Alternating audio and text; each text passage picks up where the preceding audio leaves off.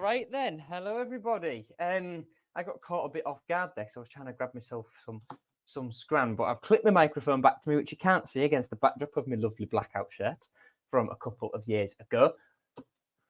And of course, in the thumbnail is Stephen Alzate modelling that lovely kit. I am pleased to say I am the proud owner of a shirt and a full tracksuit from the original 1904 120th anniversary launch.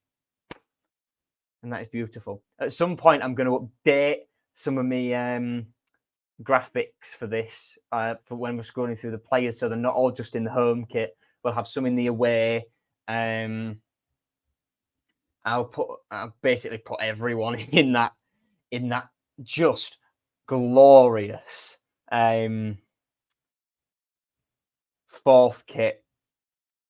Yeah, can it wait to get on with that. I've taken loads of pictures as well. I've found loads to use on me little cards as well for me autographs. You know, so basically all the players I hadn't currently got a card for, I've done.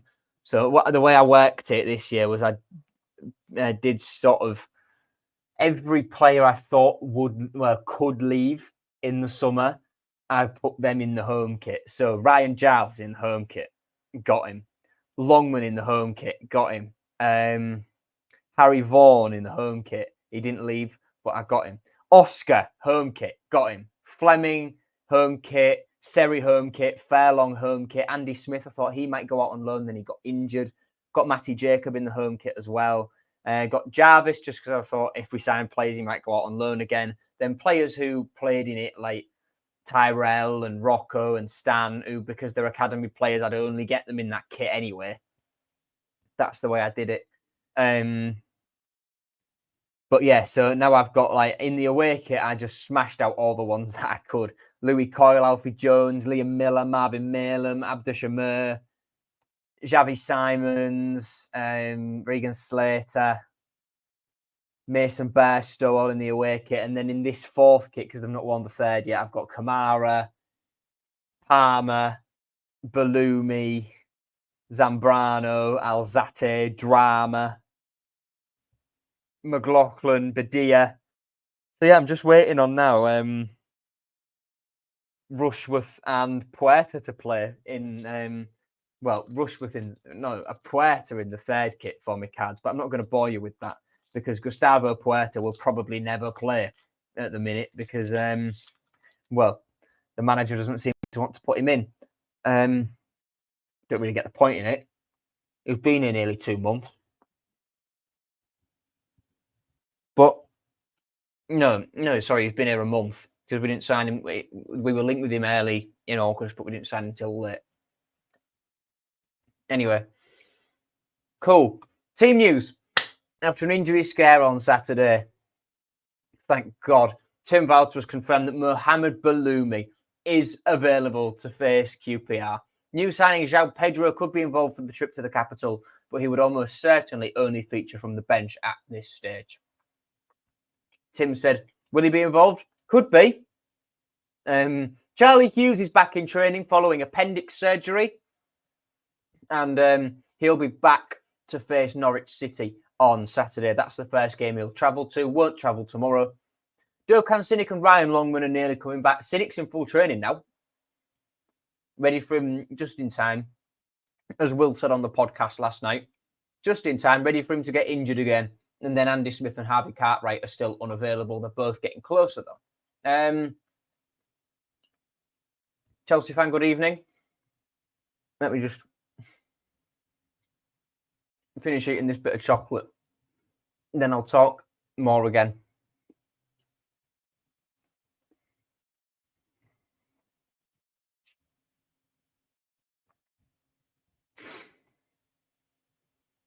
But I've decided as well for my little cards, if I can't get any other pictures of them in the third kits, I've got some of the 18s this year who I think will play for the 21s eventually.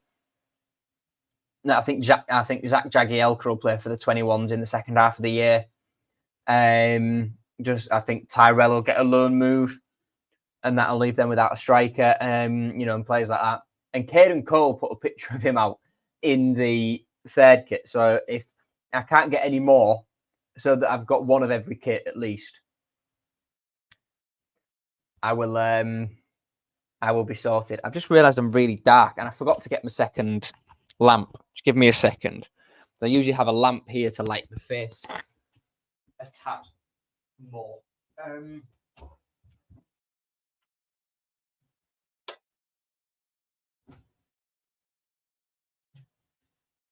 I have seen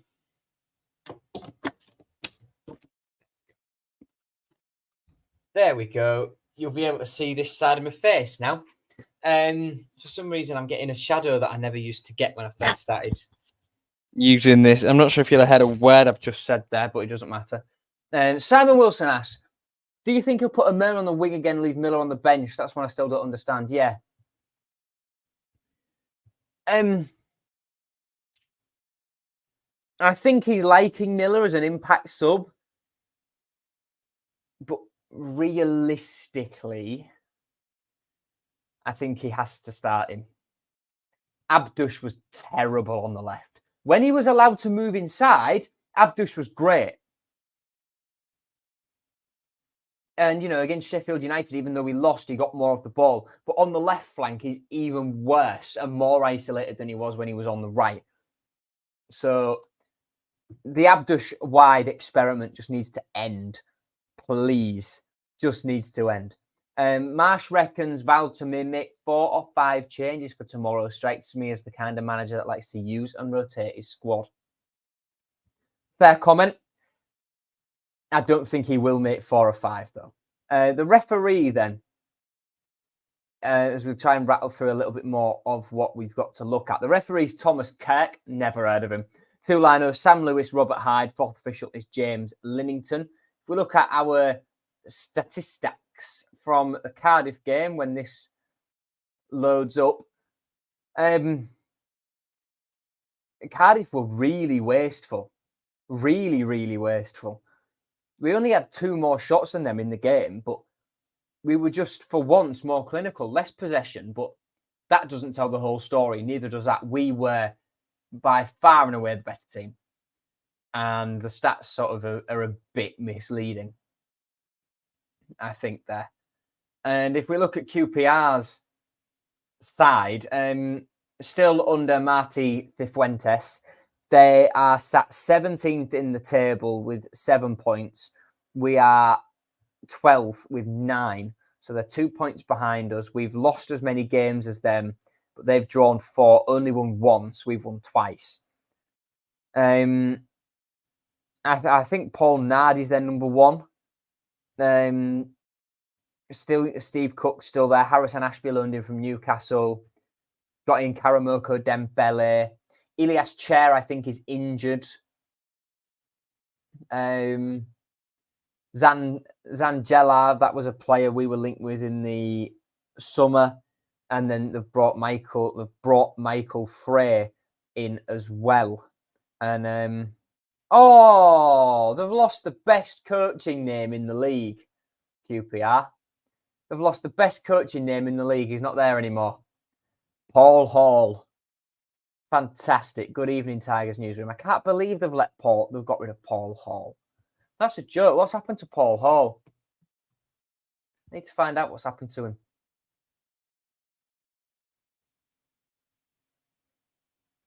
Oh, they've relegated him to the B team. I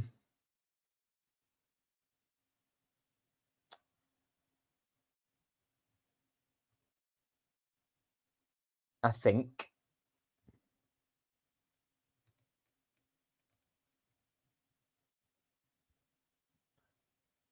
No, that's a shame.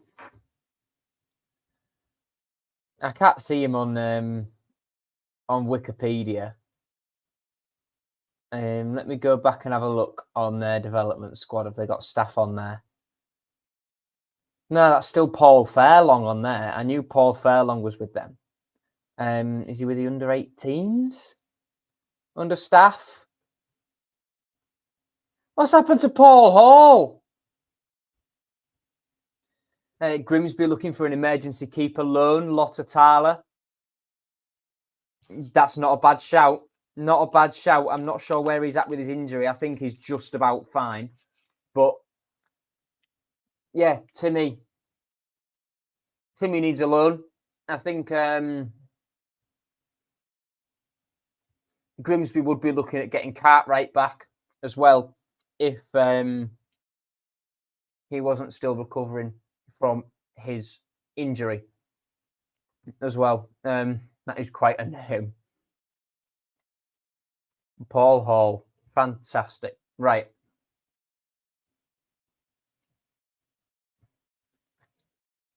Let's have a look at our respective forms then. And to make that bigger, there we go. QPR, like I said, they've only won once. We're going to ignore the EFL Cup third round because it was against a higher league opposition, but we will take into account Luton because it's a team in the Championship. 1, 2, 3, 4, 5 there. They drew 1-0 with Luton, but beat them 4-1 on penalties. Then beat Luton 2-1 3 days later. Drew 1-0 with Sheffield Wednesday. Drew 1-0 with Millwall, then lost to Blackburn on Saturday. Us, 2 consecutive wins. If we're counting back, it's a draw, 2 losses, 2 wins. For us, draw against Millwall, lost 2-0 to Leeds, lost 2-0 to Sheffield United, then beat Stoke 3 and Cardiff 4 goals, both to 1. When you look at it, right, we haven't actually done that bad. It's just because we had 3 draws where we didn't really show anything, and then we lost quite badly. But I think now, as Liam says, that fortunes have changed a little bit. I think it's sort of clicked, which is nice. I want it to click. I want it to work. And, you look at the table, we're up to 12th now. We're up to 12th. QPR down in 16th. Luton struggling. Cardiff still bottom. Portsmouth there as well. They should have beaten Sheffield United at the weekend, but Mikey Cooper kept them in it. By the way, on that, looking at different EFL games, the ITV showing the EFL highlights show at midnight when they've got 4 channels they can put it on, plus ITVX, is an absolute farce.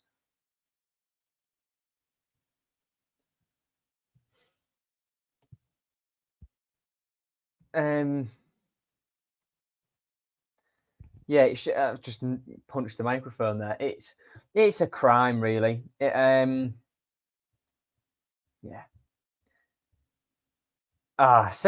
Give it back to the Beeb. Give it back to the Beeb and Manish Bhasin.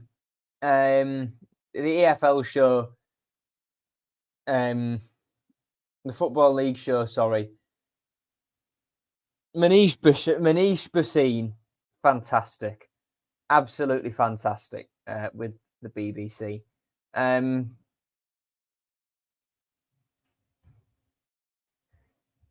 Yeah, can't believe it. Can't believe it. Woke nonsense, indeed. Putting EFL highlights on at midnight.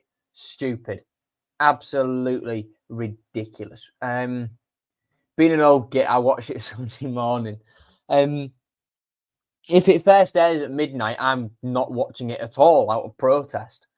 Do better, ITV. Quest had it the best it's been since the BBC lost it. Definitely. I mean, the BBC one wasn't on early, but it was made up for by the fact it was a good show. But the ITV one just isn't. They'll cover the main game in a fair amount of depth, but not massively in depth.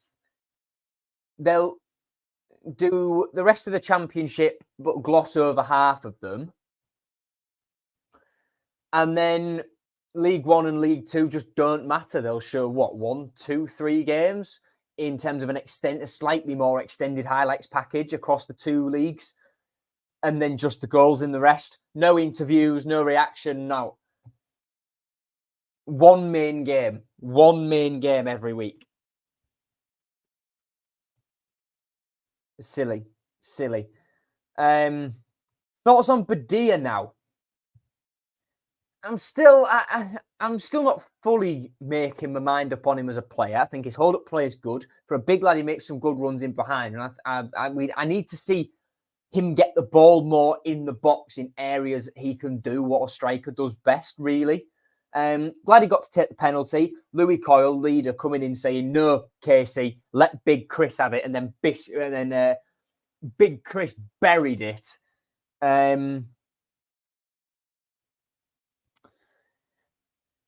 mean, just as a player, I still need to see him score goals from open play to say, right, he's having a good overall impact on the team as a striker, but he might be able to bring others into play and whatever.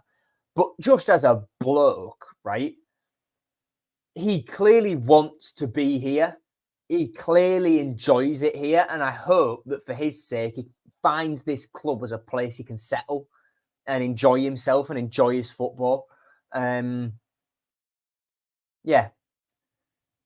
I want to see more of Big Chris, first of all. And then there is, of course, the added variable of João Pedro coming in too. Greaves and Philogene didn't have very good games yesterday. Well, Greaves did, as Marshall Fresco says, apart from gifting Aston Villa a goal. Greaves had quite a good game other than that botched clearance. Liam Delap smashed it. Jadon Philogene, because he didn't join Ipswich, got booed when he got subbed on. But yeah, Philogene didn't do a lot in that game, did he? I was watching it while we were having tea back at home before I came back to uni. Around the grounds then tomorrow, I believe, yeah, most of the games are tomorrow, as I've just scrolled down a little bit. The 7:45 are Coventry versus Blackburn, Norwich versus Leeds, Sunderland versus Derby, QPR versus us, Luton versus Oxford, Cardiff versus Millwall, and Burnley versus Plymouth. West Brom versus Middlesbrough is at 8 p.m. And then on Wednesday, Sheffield United face Swansea, 7:45. Preston and Watford at Deepdale is 7:45, as is Stoke versus Portsmouth. Then Bristol City versus Sheffield Wednesday kicks off on the hour at 8 o'clock. The memorable match I've picked is an Aaron Connolly birthday masterclass. Scoring 2. And it was scoring 2 and a 3-0 win. Rob Dickey own goal as well. That gave us some hope, didn't it, for Aaron Connolly? The team was Matt Ingram in goal, back forward Cyrus Christie, Alfie Jones, Sean McLaughlin, and Callum Elder. The midfield was some sort of combination of Seri, Doherty, Slater, and Tufan, with Connolly and Estupinian playing up top. The bench, I should say this is when Jacob Greaves was injured, I think. Lotta Tyler, the goalkeeper, Louis Coyle, Tobias Figueiredo, Ryan Woods, Ryan Longman, Tyler Smith, and Xavier Simons, with Rossignol the gaffer. And, Ryan Woods had a pretty belting tweet about him, actually, which I saw and passed into the domain of City Twitter. It's a video of him running, playing for Exeter against Wigan. And it's a Wigan fan. It has this lad, his kegs. And it's Woods running like Ryan Woods runs. And we know how Ryan Woods runs. It's got 2 million views, that tweet, 10k likes, 341 retweets. And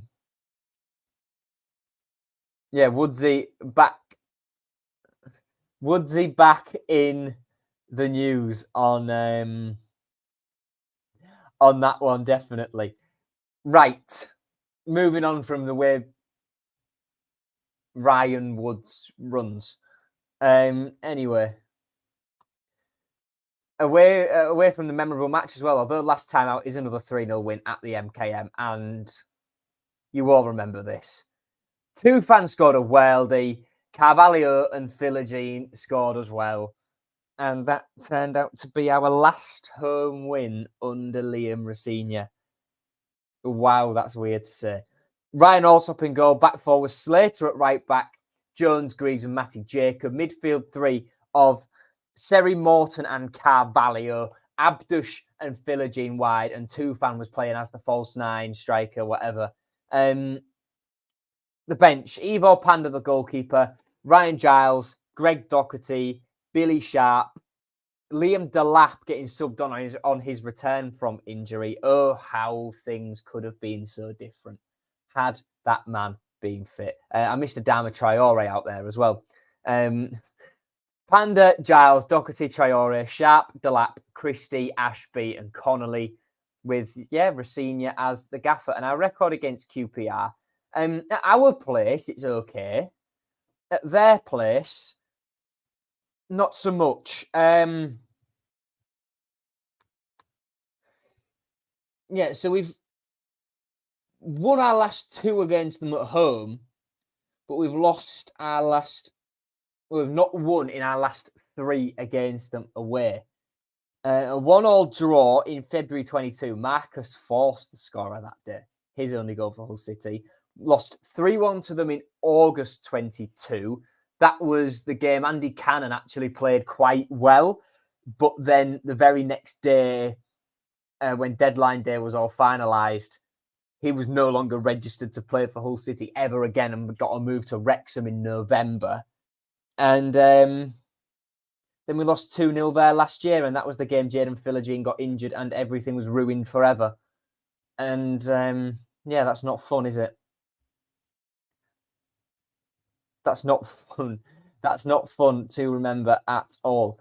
Now, with the sort of day I've had at uni today, it's been pretty full on. I haven't had time to do a shared shirt, so I will recycle one I used last time, which is as obscure as it gets, really. Anyone remember this guy? Matt Smith. I can't believe he played 10 times for us, to be honest. I thought it was way less than that. I thought it was 5 max. But it was on loan at QPR in the 1920 season from Man City. Played 10 times for them, no goals. Signed for us on loan at the start of the 21-22 season when we had the transfer embargo and could only sign loans and frees. He played 10 times, again, didn't score again, and was then recalled and loaned out to MK Dons. And I have no idea where he is now. Let's have a look at where he is now.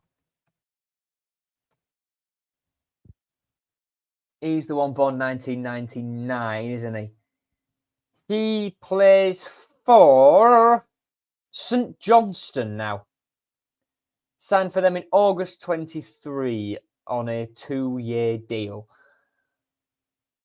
Was in the Wales squad for the World Cup in Qatar.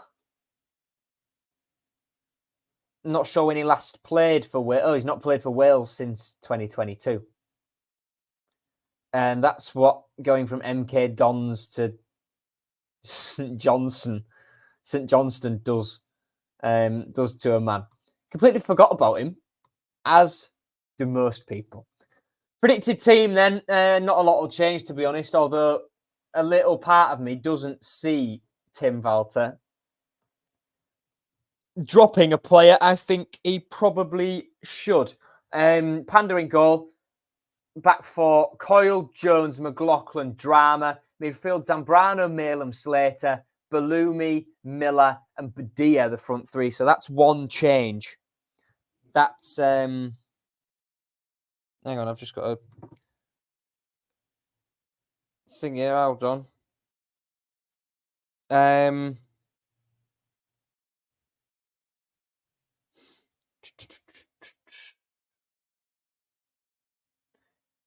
Just...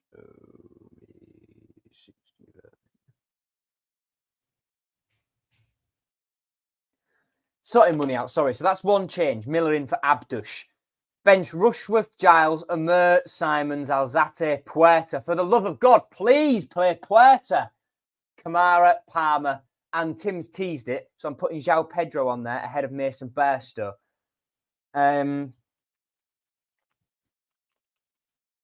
yeah.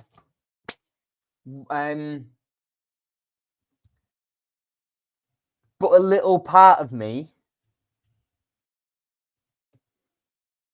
sees the gaffer not dropping Abdush. I think if he still wants to play Abdush, he has to be ruthless and not put Palmer in and drop Malem. But I don't think he wants to drop Malem. I don't think you can drop Slater. You definitely can't drop Zambrano. So if he wants to put Miller in the team, but wants Abdush still in there, Abdush has to be central. But a little part of me still sees him keeping Abdush wide left and then subbing Miller on at half time.